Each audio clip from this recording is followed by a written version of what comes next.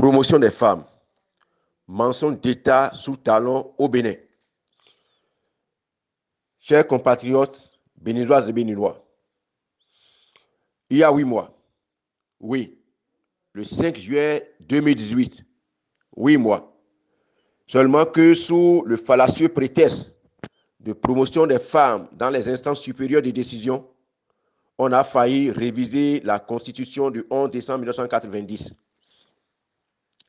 Béninoises et Béninois, il y a 8 mois, en juillet 2018, vous avez été saoulés par de gros mensonges qui visaient à manipuler la conscience populaire, en particulier la conscience des femmes, en raison de leur nombre, pour faire aboutir la révision de la Constitution, qui a tout autre objectif que la promotion des femmes dans les instances supérieures de décision.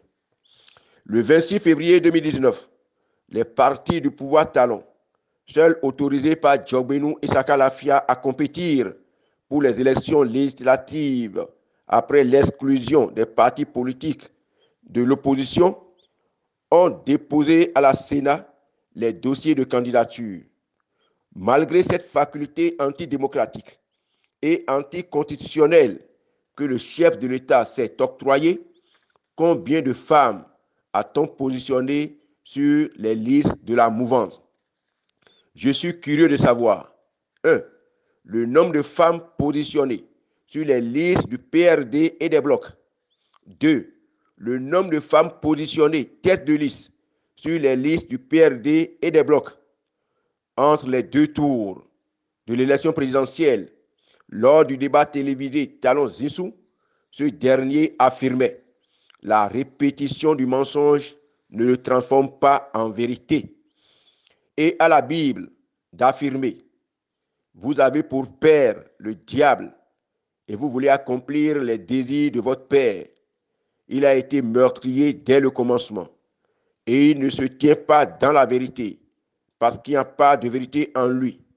Lorsqu'il profère le mensonge, il parle de son propre fond, car il est menteur et le père du mensonge. » Jean chapitre 8, verset 44.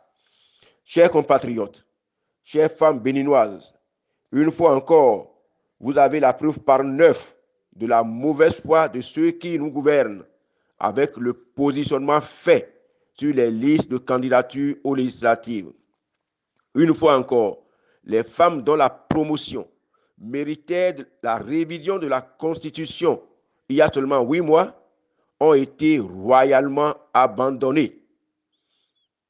Battez-vous par tous les moyens légaux pour l'instauration d'une nouvelle gouvernance au Bénin. Notre pays mérite mieux que ce que nous vivons. Je vous remercie. Président, comme les collègues,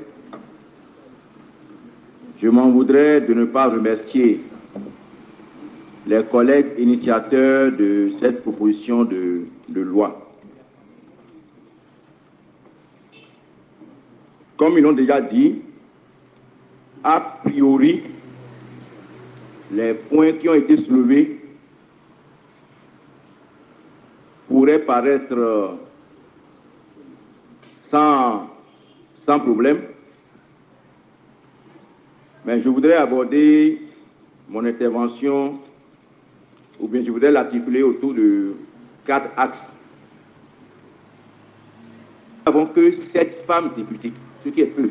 Je suis d'accord avec vous, et je veux bien qu'on fasse la promotion. Mais tu sais, 7 femmes, FCBE seul en a 4, donc plus de la moitié.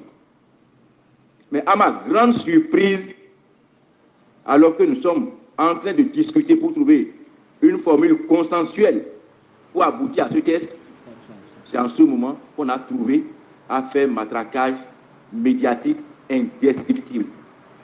FCBE ne veut pas, Yahi ne veut pas, Djenotin ne veut pas. Il n'a qu'à changer sa place de première place avec une femme, mais à qui j'ai dit que je serai premier dans ma circonscription.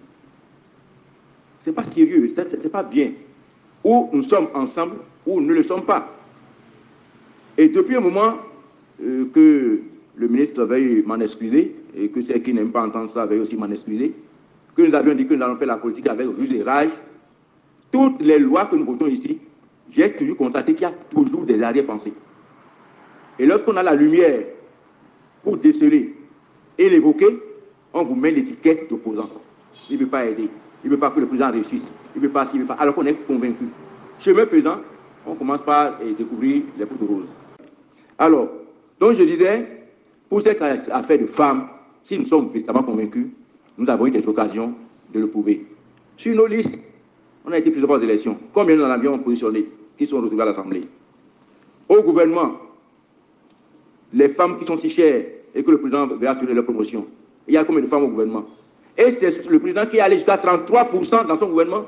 C'est celui-là qu'on accuse aujourd'hui de ne pas vouloir faire la promotion des femmes. Ce n'est pas sérieux, franchement. On peut faire la politique autrement. On peut faire la politique tout en étant sincère.